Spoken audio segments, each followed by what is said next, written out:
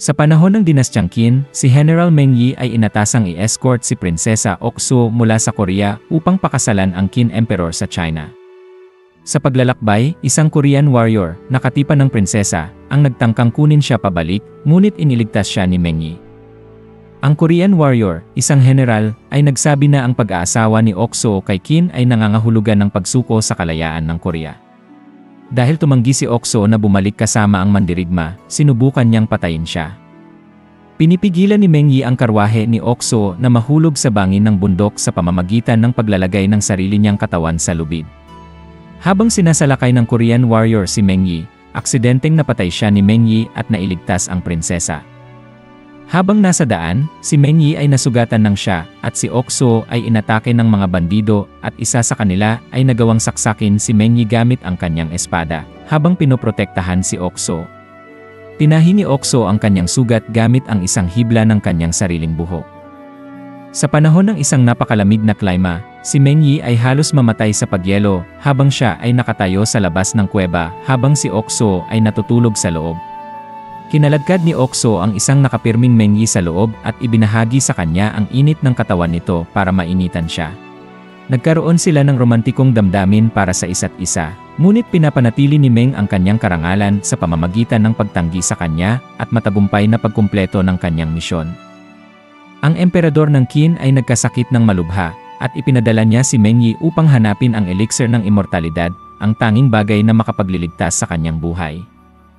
Bago umalis, ipinagtapat ni Meng Yi ang kanyang pagmamahal kay Okso, at nangako naman ang babae na hihintayin ang kanyang pagbabalik.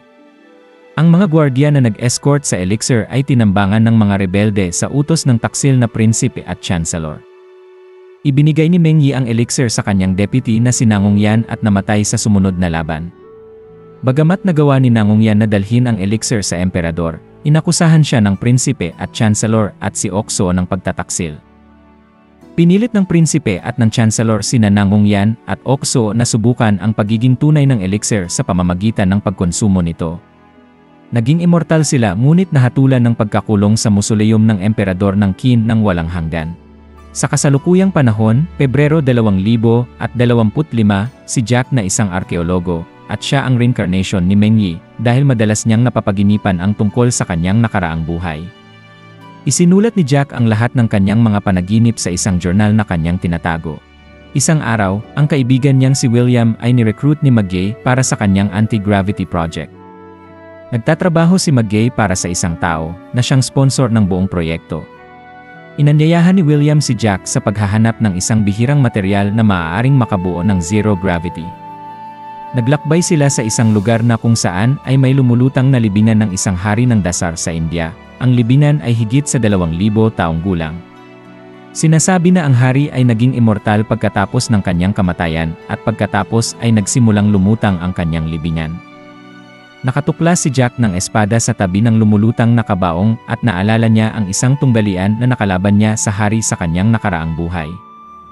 Ang inskripsyon sa kabaong ay natuklasan na ang Dasar King ay naglakbay sa Qin na may dalang maraming regalo at babae. Inalok siya ni Qin ng isa sa kanyang mga asawa bilang kapalit, ngunit pinili ni Dasar King ang kanyang paborito.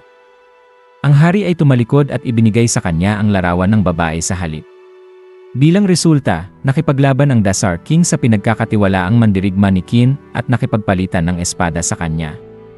Nasa loob ng kabaong ang larawan at napagtanto ni Jack na ito ay kay Okso.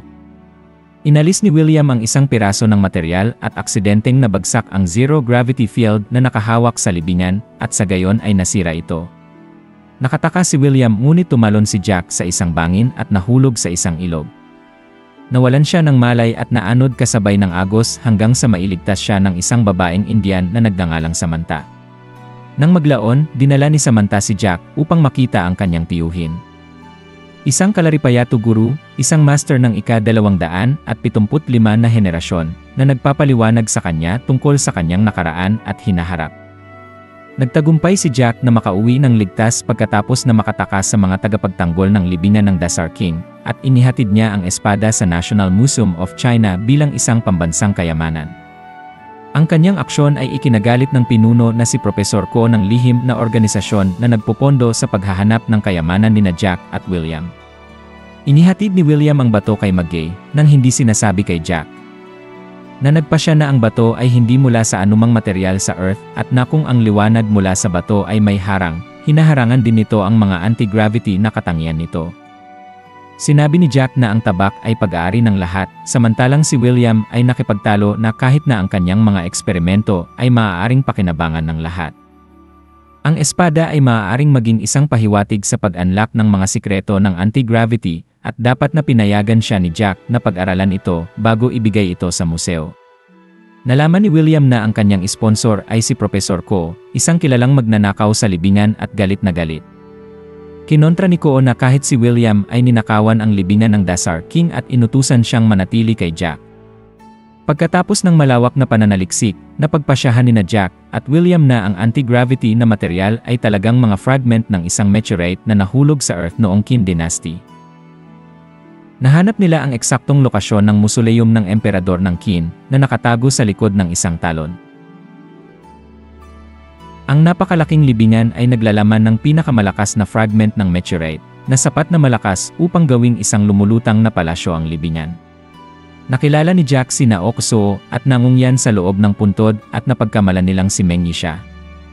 Sa sandaling iyon, isang grupo ng mga nanghihimasok na pinamumunuan ng pinuno ng lihim na organisasyon ang pumasok sa libingan at tinangka nilang agawin ang immortality elixir na humantong sa isang aerial fight sa pagitan nilang dalawa.